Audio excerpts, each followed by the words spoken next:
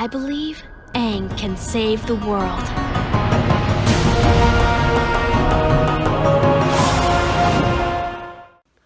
Howdy nerds of everywhere, it's me, ShrugPod, and today, welcome back to another video of Avatar Month.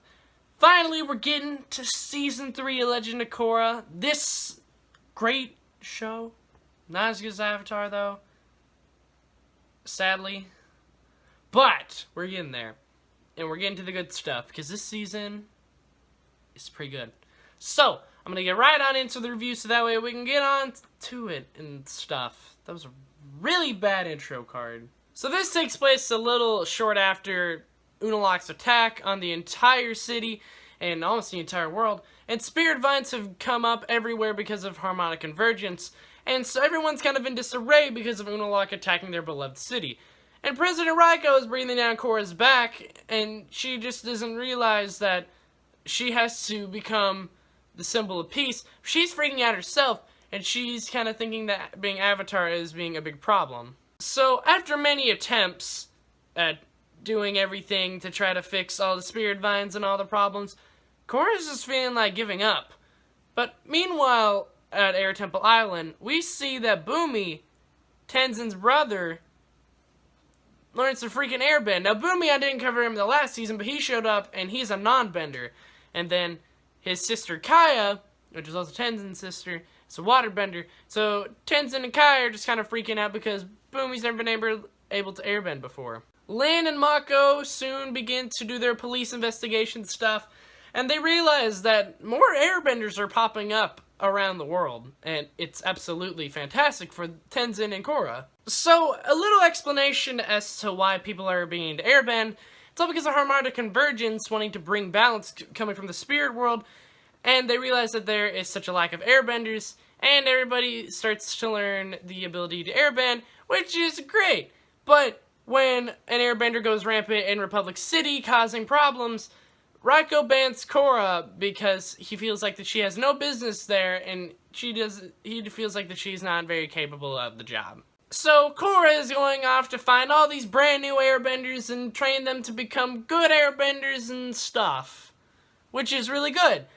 But on the other side of the world, one of the biggest criminals in the world, Zahir, also gains the ability to airbend. So Zahir, along with Ghazan the Lava Bender, Minghua the Armless Waterbender, and then Pli, who is a Combustion Bender, Sparky Boom Man, Third Eye person, they're going to hunt down Korra, and their little team that they have is called the Red Lotus, which is the opposite of the White Lotus. And that gets more explained in depth, but they're going to hunt down Korra, and that's really bad. Now, at this point in the series, by far, I feel like that this season has the best story.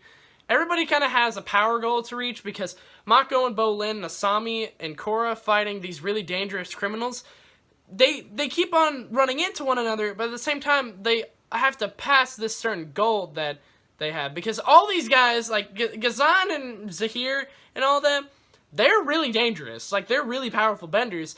And Mako and Bolin aren't like Korra. They weren't trained specifically to fight these really dangerous benders, so they kind of have a goal to meet. But then you kind of have to think, because it does get a tad bit repetitive after a while, because Mako fights Minghua, and then Ghazan fights Bolin, and it kind of gets repetitive after a while, and then all of a sudden they get beaten, and you're just kind of all like, it's good development, but it was a lot of repetition, in my opinion. And something that really bothered me this season was that Korra gained some backwards character development. Now, hear me out on this. At the beginning of Season 1, she was a really strong and confident Avatar, but now she's relying on a lot of other people. She's having to be saved a lot. She's not able to get out of a lot of situations, as Aang was, which she's really lowering her strength, but she's a freaking Avatar, for Pete's sake. She should be able to conquer armies, for Pete's sake. And I feel like that it's just really odd for somebody so powerful to act so weak in some of these situations, as she needs bodyguards to protect her at some points, and I really don't like that. Now, this season, all the characters that get introduced, I really like all of them. All the returning characters are really cool as well, but at the same time, you also get to see these new characters who are all pretty freaking awesome. I mean, Zuko shows up. Freaking Zuko shows up. That's really cool. Okay, so the first character I'm going to talk about is Suyin Beifong, who is Lin's sister and Toph's daughter. And we get to see them. And Lin and Suyin don't get along very well because her daughter, Suyin's daughter Opal, is got the power of airbending, and she doesn't know how to deal with that. And Lin and Suyin don't get along very well, and it makes it a really interesting subplot. And I think that Suyin is pretty dang cool because she's capable of a lot of things. She's a really cool fighter and stuff. And the next character I'm going to talk about is Opal, which I mentioned before, is Suyin's daughter. And she has the ability to airbend. But here's the thing. Bolin likes Opal. This season made it not have awkward writing. And Bolin and Opal were freaking awesome. Now I like that. I really, really like this. It was good. They liked each other. It was good. Take notes. If there's a third series of Avatar, take notes. Now here's the thing. So, Bolin and her start to like each other, and he ultimately helps her make the decision to follow Tenzin back to Air Temple Island, which I really, really like. And it wasn't awkward, which is something I highly appreciate. So next up, there's Kai. He is a young boy who also gained the ability to airbend. He gets introduced. He's a young thief who robs people using airbending, and he comes up with a lot of lies and stuff.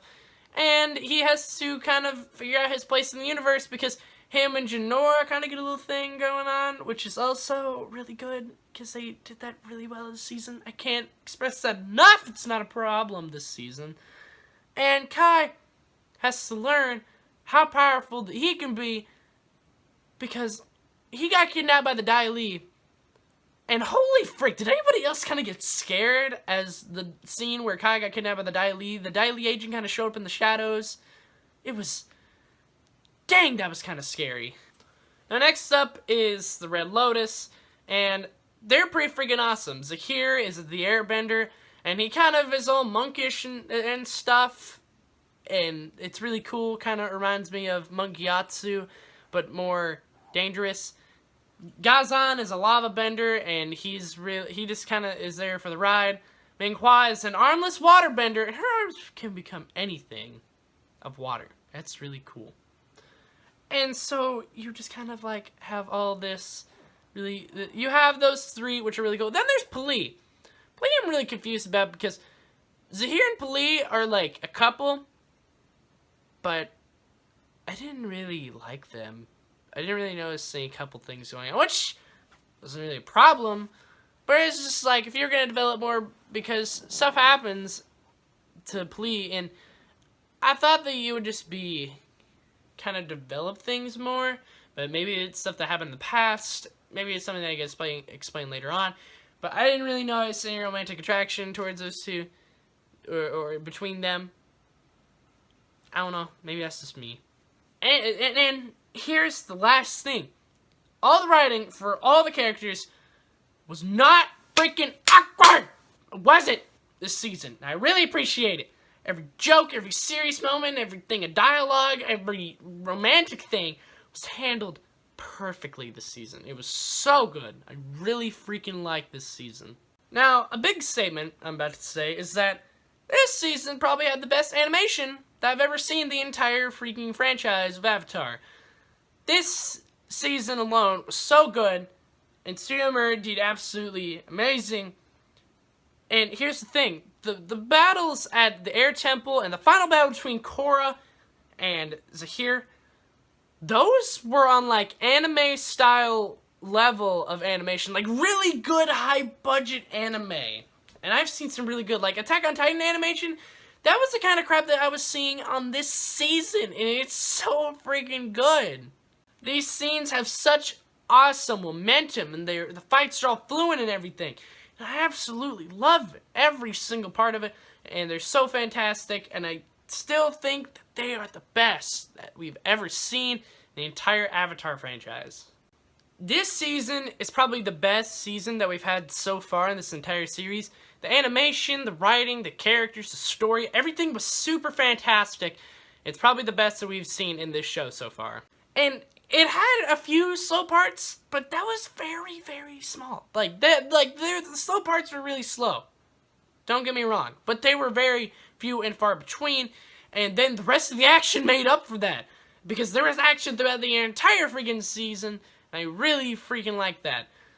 So with that in mind, I'm going to give Legend of Korra Season 3 a 9.5 out of 10. So, if you want to purchase this sucker, then you gotta buy this thing right here. This thing is the full series of Legend of Korra. You get all 3 seasons, you get the good stuff.